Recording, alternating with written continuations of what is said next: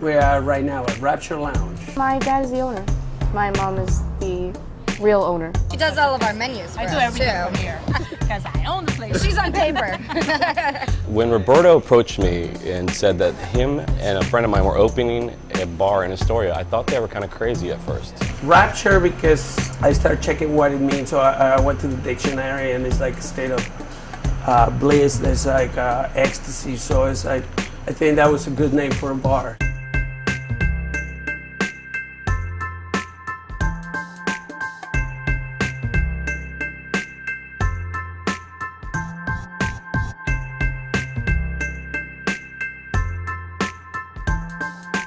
When they were building this place, I was closing a club on 14th Street, and I alerted Roberto to the closing of that nightclub, and that owner I worked for wanted to get rid of everything. It was custom furniture. So I told him to get his butt over there to collect it and use it at Rapture. So he collected all this different club style furniture from different locations that I turned him onto and put it in here. And people still talk about some of that furniture. This bar I wanted to continue. I want to pass it to Sabrina. I want like her to continue when we start here. Oh yes, this place is mine. Well, I usually say it's my place already, but I mean, it is going to be my place, and I'm going to work here. I'm going to own it, and I have to deal with all the people and do all the paperwork like I did, kind of. Because I used to be like a secretary when this first opened up, but I was like in 5th grade, so I didn't know where I was half the time. My mom's order and peace, and my dad is just party and fun and everything. And that mixed into one child in this generation, I think, is like just a mess. It's so funny because they have like little tiny fights. Like, your father's so stupid. Oh, your mother's driving me crazy. Oh, your father's so stupid. He doesn't know what to do with the menus. Oh, your mother with these menus. It's so funny. It was my idea to do brunch. I had wanted to do it a really, really long time ago, and you know, I thought it was just the right thing to do here. We have the outdoor seating for people, and that's what people like doing. You know, sitting outside, having their drinks, just enjoying themselves. It's slowly taking off. It's doing well. Food is really good. When you're dealing with trust in the bar business, you have to handpick people that you know, that you've worked with, that you have history with, and that you can trust. When you're a bartender, you deal with a lot of cash. And I know Jeff for a long time. Jen, I mean, I know they will not take $1 from me. I really think they're very honest. That's what they're, my team.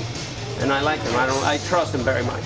Very, very much. Me and Roberto, who owns this place, we bartended together for years. So we developed a close friendship, a bond, and we've also got each other jobs in the industry, and we've looked out for each other. So when you develop that kind of relationship where you kind of have like a pack mentality, where we help each other out, the last thing you want to do is screw anybody over. The one thing you want to do is help everything go forward. So of course, when you open a business, the only thing I want them to do is succeed. You know, people off the street, you know, usually don't work out too well. But if you have history with somebody, you're going to have trust with somebody. We've had people that have not lasted very long here because of the trust issue, because we have to have a lot of faith. It just seems like we've managed to get a group of people that fit with Rapture. Gladys and Beto are such great people, and they're such good people to work for, that we don't want to do anything. And we love Rapture so much that we don't want to do anything to hurt this place or hurt them. And that's what it is. They trust us because we trust them. The fact that my parents work together is just hilarious, like flat out hilarious, because like they were like in a relationship, like they were married and now they're just like business partners. I mean, like, come on, there might be chemistry or like old, you know, it's weird. You come here, this is your extended living room. And that's what lounges were. That's what they were. That when they began, that's what they were. We haven't had a problem at all because we've got good service, a good staff, good food, good drinks, good entertainment. So, I mean, we're just going to hope to expand and get better and better and better. Plus, the ownership supports that. They know that people coming in here, we're going to treat them well. They're going to get a drink on the house. They're going to get a shot here because they patronize Rapture. And then we want them to feel like this is not a corporate environment. This is a family environment. They want them to come back and feel that way. And that's why we get a lot of repeat business. A lot.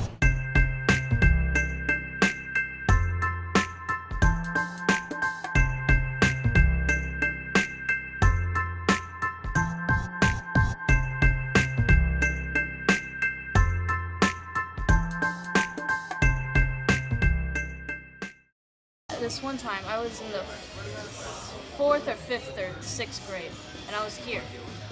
Because my dad would usually pick me up from school and then he would go here. So my dad got a call from a nun, and he was like, yeah, this is Rapture. And then, like, I don't know, it was easy because, you know, I was young. But, like, later he hangs up the phone and he goes to me, he's like, this nun wanted to take, like, a bunch of kids here for a retreat. I was like, oh my God, that is the funniest thing. Because Rapture, you know, biblical things, you know, nuns might, that'd be so funny having a conversation. No, this is a bar, miss, it's not a retreat, I'm sorry, you got mixed up.